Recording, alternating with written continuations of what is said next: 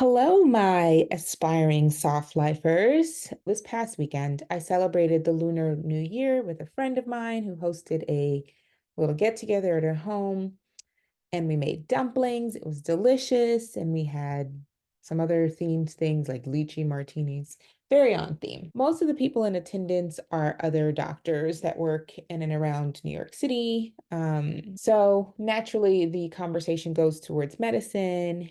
And I was talking about what I was currently doing, which I'm not currently working clinically, and how last weekend I went to Cabo. I took my mom to Cabo for her birthday. I won't say which one, so she doesn't kill me.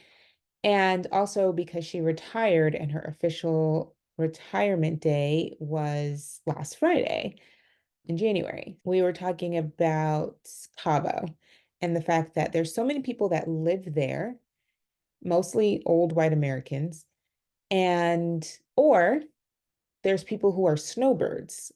And a snowbird is someone who winters in a warmer location. So we're chatting about how if you can use the word winter as a verb, then you have it figured out. And one of the other doctors turned to me and was like, when I think about people who have it figured out, I think of you. And I guffawed. Because what? What, honey? No one has it figured out, and certainly not me. I definitely do not have it figured out. I think it's so funny that people see your life on Instagram or see some of the stuff, they get glimpses and they just think, oh, that person. The way that we use other people's relationships as hashtag relationship goals. Listen, I've chosen a specific lifestyle, which is that work less, travel more right now lifestyle, but that does not come without risks or sacrifices. There are many things I'm still working on that I want to say I'm not great at, but I'm making a very conscious effort to not speak it negatively about myself. So we're not going to talk about all the things I'm not great at because that is my first inkling. My first inkling in this conversation was to tell this doctor how much I don't have it sorted and to prove this point by listing all the things I've failed at. I wanted to be like, girl, do you know how expensive it is to work less and travel more? Like, I'm three checks from homelessness and never three checks from being a millionaire, which is something I read on the internet and found exceedingly accurate. The violence of that statement, though, why is our brain like that? Do we need to self-denigrate in order to fit in? If so, I don't think I want it. My brain, especially my amygdala, is famous for all sorts of shenanigans in the name of fitting in and people pleasing. So in Cabo, I went on a trip planned by another Black doctor, actually, Dr. Nicole Swiner, who was on the podcast. So if you haven't heard her episode, you should listen, during which she promotes a retreat that she hosts for women every year, and the retreat is in Cabo. So as she was telling y'all about this retreat, it was my first time hearing about it, and I thought, I'm definitely trying to go. So during this retreat, she asked us to write one thing on a rock that we wanted to get rid of in 2024. So she gave me this smooth gray rock that almost was heart-shaped and a permanent marker. And I sat for a little while with this rock thinking about what I wanted to write on it. My first thought was, I do not have enough room on this rock. After choosing a word or phrase, we took our rocks on the yacht. We went on a yacht day, like half a day on a yacht, and we took the rocks with us. And the goal was to cast them into the ocean at sunset. And that's what we did. And it was beautiful and ceremonious and releasing. It's all part of this healing, right? Something when you add that kind of ceremony, that kind of memory to releasing something, it almost makes me want to work harder at doing it. So I'm sure you guys are asking what I wrote on the rock. I wrote people pleasing. And I say all the time that I'm a recovering people pleaser, but the more I get into my soft life, the more I realize how much I have not given up people pleasing as much as I thought. So when I first became aware that was something I was doing and how it was affecting me, I started out with not people pleasing strangers. the thing is always to want to be nice to people who are rude to you and not say what you really mean. And I remember every time you get in a little something with somebody, like hours later, you could still be thinking about what was the perfect response you could have had to that snarky young woman in the supermarket.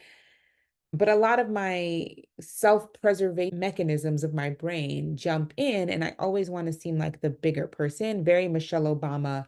When they go low, we go high. When really sometimes my feeling is when they go low, I want to be gutter. So, not to say like I want to be spreading rudeness everywhere, but sometimes you do really need to stand up for yourself. So, that was one of the first things I started doing, which was stop people pleasing strangers, stop not asking for things because I thought maybe it would inconvenience the stranger.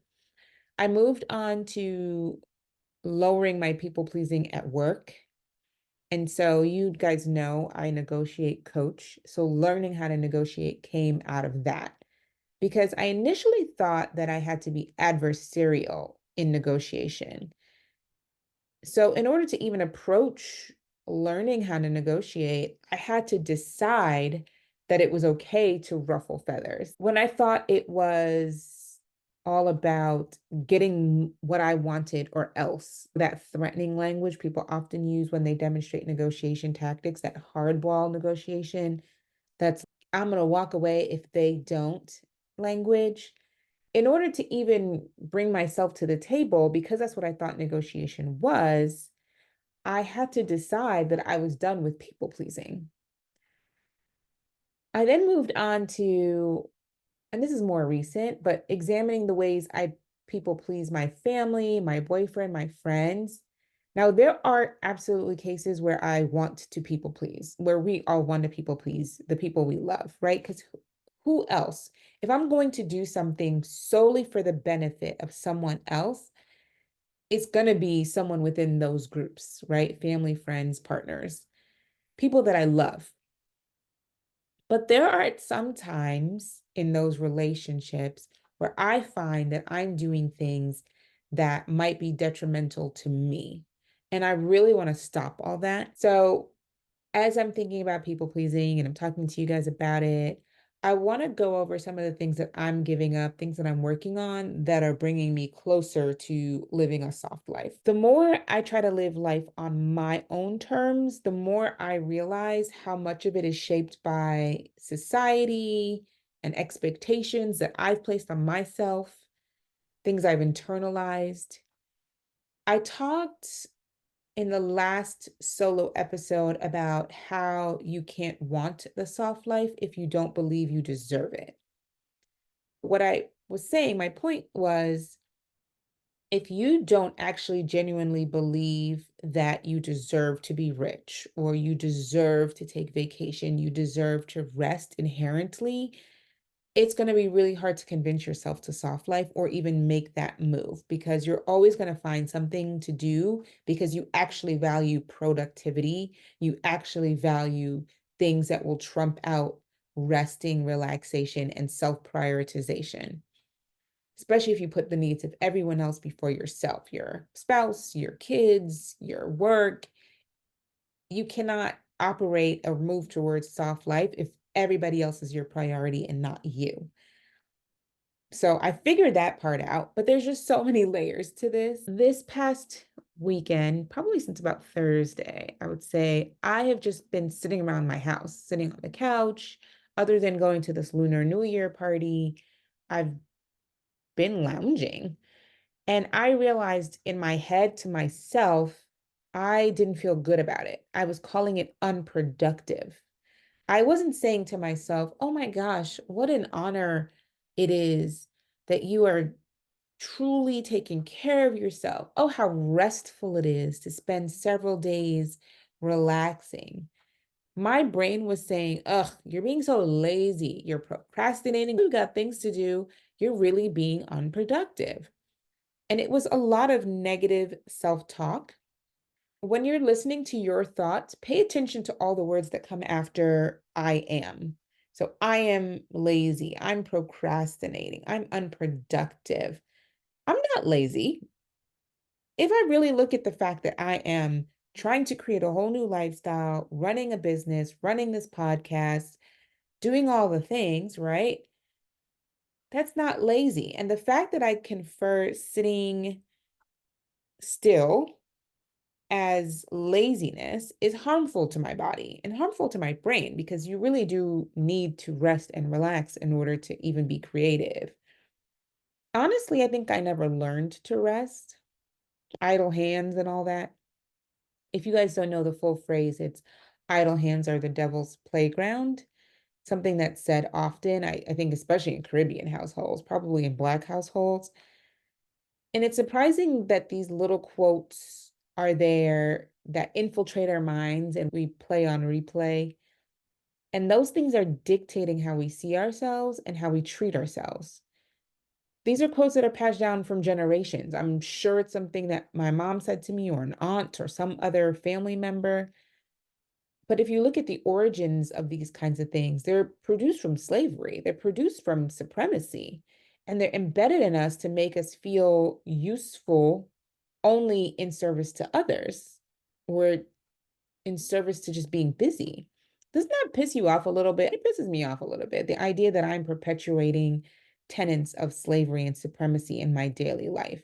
So I am learning to rest. I've mentioned before in previous episodes, there is a woman called Trisha Hersey who calls herself the nap minister, and she wrote a book called Rest is Resistance.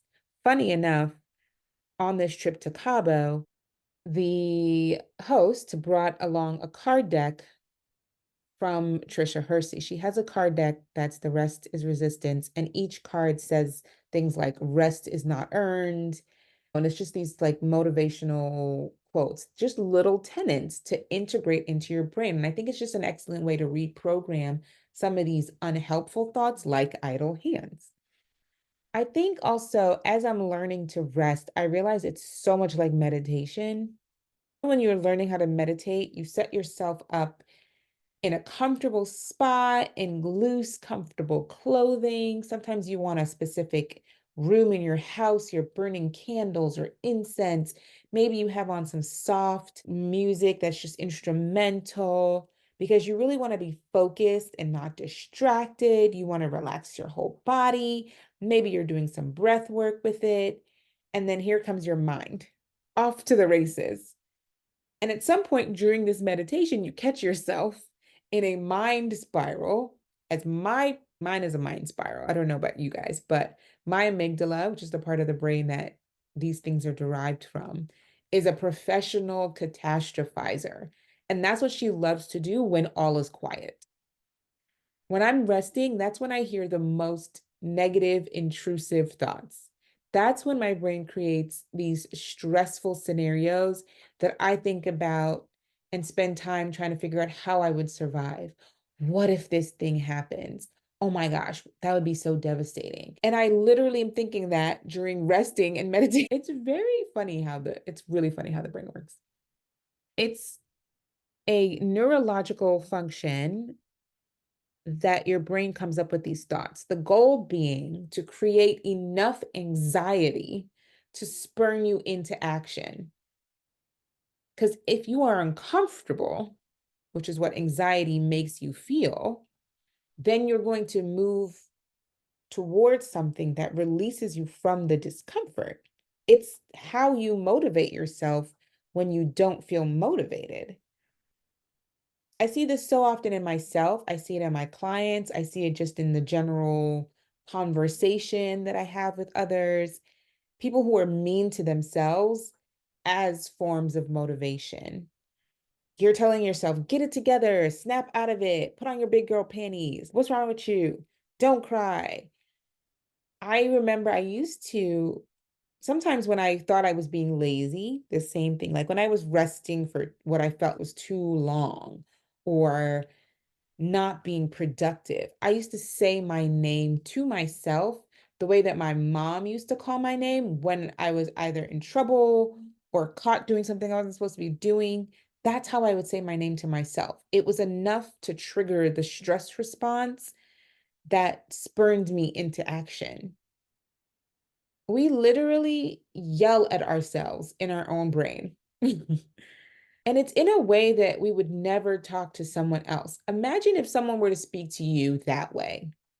They would catch hands on sight. Doctor title long forgotten. I joke a lot with people and I say when someone's rude, let's say there's some rude patient or parent, usually in my case, a parent, that they're going to go from dealing with Dr. Horn, who's very pleasant, nice, and professional, to Shanika. And Shanika's from Bed-Stuy, Brooklyn. Okay. It's obviously a joke, right? I've never been a fighter. I'm not going to fight nobody, and especially not at work, child, Lord. And I also feel I'm at the age where I can't just let everybody round me up whenever. But the sentiment is that I'm not interested in putting up with anyone else's BS, right? How inauthentic it is to say that, to say I'm not willing to let people talk to me crazy and simultaneously be tolerating that level of disrespect from my own brain. Woo, child, that's a word. Y'all need to just start listening to your thoughts. I'm telling you, you will start to see how your brain uses mean things and catastrophizes to keep you people pleasing, to keep you productive, busy, because that feels safer. The other part that I'm trying to work on, besides people pleasing, it's combined with people pleasing, but it's delegation. So I run a business. I hired a virtual assistant since last July, and the trickle of work to her, she does a great job, right? She's an excellent VA. We even had lunch last week. I have a really hard time delegating. I am team do it myself. And I find, even up to last week, I was finding myself tired, mentally exhausted. I shared this recently on one of my coaching calls with my coach. I think people believe because I have a lot of free time, basically. I'm not doing clinical work. Like I talk about not working in January. And also, people think because I don't have children that I have no reason to be tired. So I often don't complain about it, but I am tired. And I think I resent the sentiment that I cannot be tired because I don't have children or because I'm not enslaving myself to clinical medicine at the moment. But anyway, on this call, we went through all the things I was spending my day on, and there was so much busy work in the name of productivity. And my coach was like, if you're doing all that, what is your virtual assistant doing? And I realized that although I had come up with tasks for her, I still had my hand in all of it. And I did not, and still do not fully trust anyone else to execute my vision. Not trusting other people is in part a trauma response. I've been disappointed in the past. So, how do I avoid it? I just do it myself. I also set standards so high and I don't communicate them so that when others fail, I'm like, that just reinforces, like, damn, I may just well do it myself. The tenet that pops into mind is if you want anything done well, you have to do it yourself. You know how many times I've said this? It's another sneaky phrase that exists on replay in my mind that is absolutely counter to my living a soft life. Because how can I do it all myself and be soft? This comes into play even in trip planning. It's funny, it came up for Cabo, and the reason I chose the Cabo trip was because I didn't want to plan all the things. Normally, when I go on a trip, I do all of the planning for everyone and then subsequently resent them when they're not on time, when they complain about anything, or when they don't comply. Can't y'all see how hard I worked on this for you? That's what my brain is always shouting, like ungrateful. See, this is why I need to do things by myself. Not only am I team do it myself, I'm also team by myself, which is another trauma response that leads to isolation from others and leans away from community. And then the whole time I'm mad on vacation because it doesn't feel like a vacation because I'm doing so much work. And I'm pissed at myself from trying to basically herd cats, which is the concept of trying to make people do what they don't want to do. Nobody does less of what's expected of them than a cat. A cat does whatever they want, right? So when you're trying to herd a cat, and that's what I feel like on vacation, I'm trying to control things that are outside of my control. And of course, that brings a lot of frustration and a lot of resentment. And I'm also doing all of the things. So I'm trying to do everything alone. I'm trying to run my business. I do this podcast alone, from creation to post production to posting to everything. I design all my leisurely activities single handedly. My coach was like, "Of course you're tired. Of course you feel drained. Why are you doing this?" If you don't have the energy for what matters, then you need to stop doing things that don't. Let me repeat that. If you don't have energy for what matters, you are exhausted. You need to stop doing things that don't matter. That is where all your energy is going. I remember even early in my relationship with my boyfriend, he said to me at some point that I need to let him do things for me, which sounds so nice. Oh, I love that for me. But he wanted to do it in his way. And my brain was like, yikes, what is that going to look like? Because in my mind, I'm thinking, oh, yes, boo, do it, but do it in my way. The trauma and the drama of my brain. I do this at work. I watch others to see how they will do things incorrectly. And then I'm annoyed when I have to use my brain energy to think for them. I do not empower necessarily. At least I'm doing it better now, but I did not in the past empower others to do things or to make any decisions. And it was exhausting. In healing myself, I have to start asking, in what ways am I contributing to these scenarios? How am I creating this result? How have I crafted a life where I have to do it all? Is it true that others cannot do things the way I can? Yes, because no one can do anything the way you can. But what if their way is actually better? Gasp.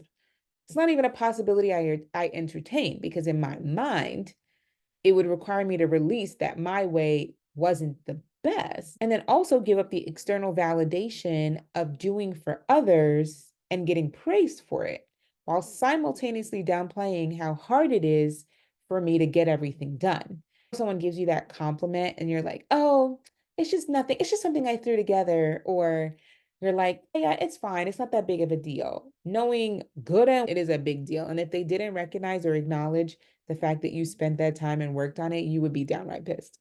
So I would have to release all of that. Turns out living the soft life means having hard conversations with myself. Fun? No way. Worth it? Absolutely. As we move towards softer lives with better work scenarios, better work boundaries, we will have to examine how we are upholding systems that we are a part of. I remember the first time I thought about medicine, which is why I initially thought about quitting, was I felt I was enabling this system because I was in it and I was complicit. I was letting people boss me around. I was letting people tell me that I had to work nights and weekends and 24-hour shifts, things that I hated. So in my mind, I'm like, of course they think this is okay. I never said anything. I never complain. I am complicit. But now, when I think about creating this life that I'm living, the question is different, right? As my lifestyle becomes better, the question is more enjoyable to ask, because I feel a lot better when I reflect on all of these good things that are happening. And I know that I created that. In the beginning, of course, it's not that easy. The one thing I will say for those of you who are beginning and are like, ugh, I don't want to do that, is that even on reflection of your current scenario, even if it feels crappy or mediocre right now, there is a power in that. If I created the bad, if I created this current lifestyle that I'm living, that means I also have the power to change it. If I have the power to create, then I can create good as well.